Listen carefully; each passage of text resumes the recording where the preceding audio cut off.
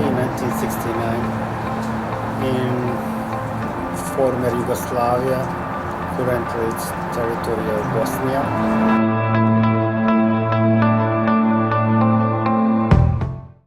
Probably late 90s. I went after my high school. I went to, was mandatory to go to army for 1 year. And I went to Yugoslavian army for 1 year, and I came back with, I think, 89. And I went to college, and in that time already was kind of some parts of Yugoslavia, some republics they wanted to have independence.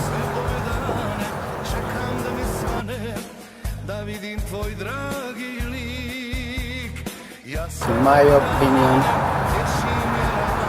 Yugoslavia was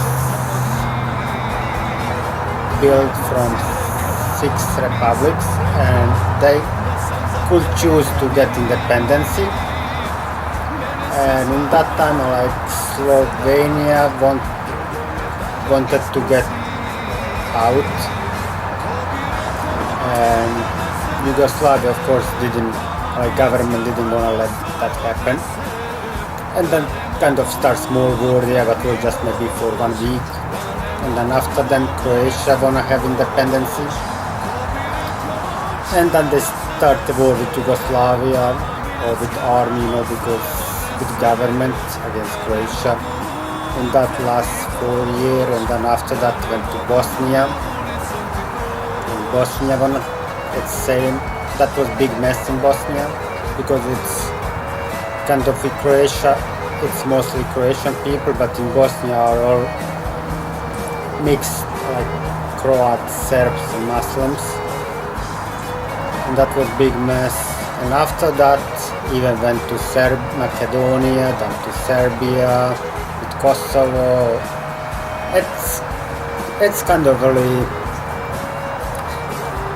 big mess.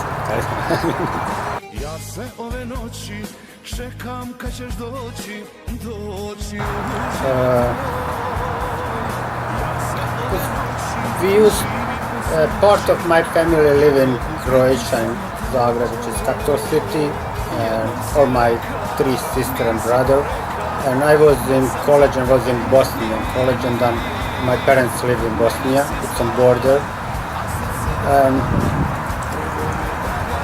When war started in Bosnia, I was in kind of like Bosnian army, and my parents went to Croatia to live with my sister, brother, with my siblings. And I stay at home, kind of all younger people stay at home to protect our territory.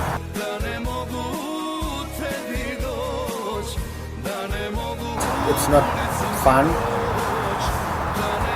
I mean, I was pretty young, and sometimes when grenades are flying around, it's almost comical that you are not scared, but when they really get close, like they are exploding there, it's really scary. But you are actually not scared in that moment.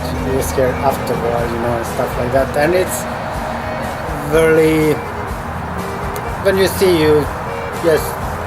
I lost some cousins and friends, like some of them get injured, one friend lost a leg, my first cousin was killed, and my really good friend was killed. It's kind of after that, you really see people just die for nothing pretty much.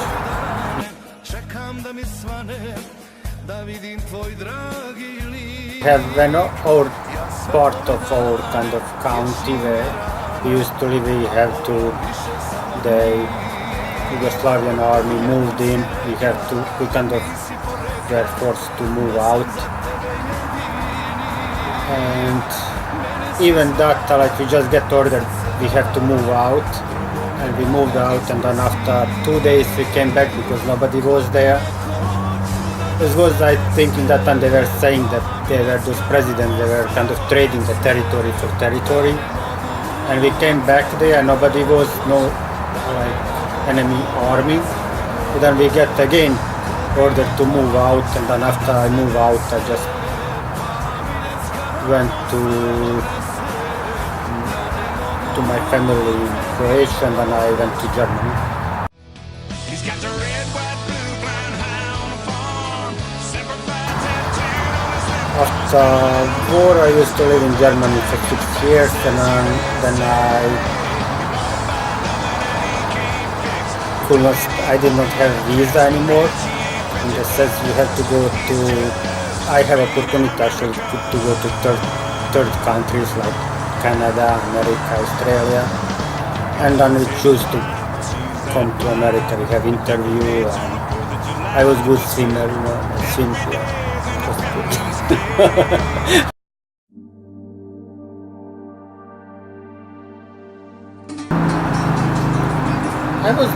In that time I was there for 3 months,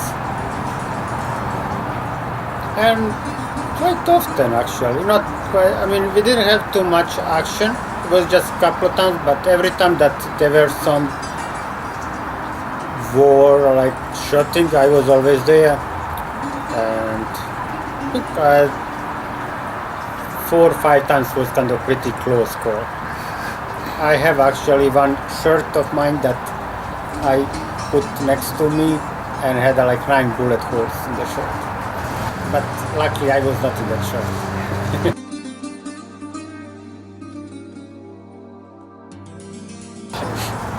I don't think it's any smart lessons. In my opinion, that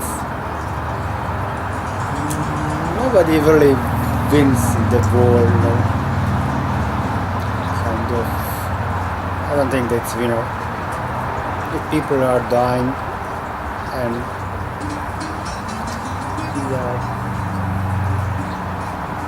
even I'm not at the time completely against the wars, but depends on for what cause. In my case, I think it will be even peacefully, they couldn't get same results. Opet one suze, što ti kvase lice, opet one stare, suze bezobraznice, one samo lažu, da te više ne volim.